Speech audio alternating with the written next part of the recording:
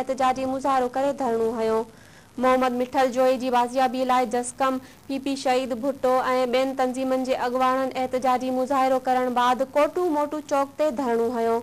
उन मौक़े ते मुगवी जे ॿारड़नि साबिर ताहिरा ऐं अॻवाननि ज़ुल्फ़कार मक्सी अल्ताफ़ लाशारी वहीद जोखियो ऐं ॿियनि चयो त 8 महीना गुज़रण बावजूद पुलिस मुगवी खे बाज़ियाब नाहे कराए सघी।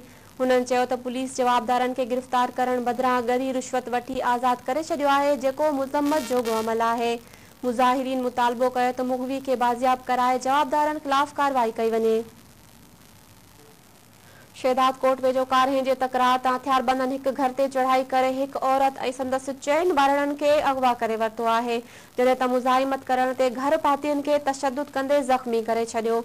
संजर भट्टी थाणे जी हद ॻोठ ताजू लगारी भरिसां सैयद ज़मीरुल हसनैन शाह जी ज़मीन ते वेठल हारियुनि जे घरनि ते हथियारबंदनि काह करे हिक औरत मारवी ज़ाल माशूक लगारी ऐं 4 ॿारड़नि खे हथियारनि जे ज़ोर ते अगवा करे वरितो, जंहिं दौरान घर भातियुनि ते तशद्दुद पिणु कयो वियो।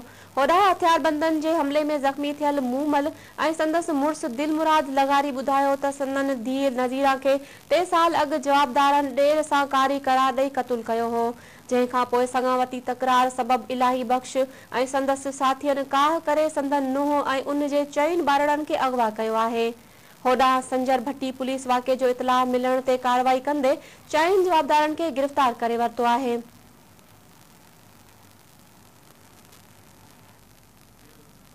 शहदाद कोट में स्पेशल पर्सन्स वेलफेयर ऑर्गेनाइजेशन जे सॾिते माज़ूरनि खे नौकरियूं ऐं ॿियूं बुनियादी सहूलियतूं न मिलण ख़िलाफ़ एहतजाजी मुज़ाहिरो करे धरणो हयो। स्पेशल पर्सन्स वेलफेयर ऑर्गेनाइजेशन पारां एजाज खोसो, गदा नंगराणी, सिकंदर ख़ास खेली, फिदा मंगी ऐं ॿियनि जी अॻवानी में माज़ूरनि पारां व्हील चेयर्स, नौकरियूं ऐं ॿियूं सहूलियतूं न ॾियण ख़िलाफ़ कोटू मोटू चौक ते धरणो हयो वियो। उन मौक़े ते माज़ूर अॻवाननि चिताव ॾींदे चयो त माज़ूरनि जा मुतालबा फौरी तौर ते मञिया वञनि, ॿी सूरत में संदन एहतजाज जारी रहंदो।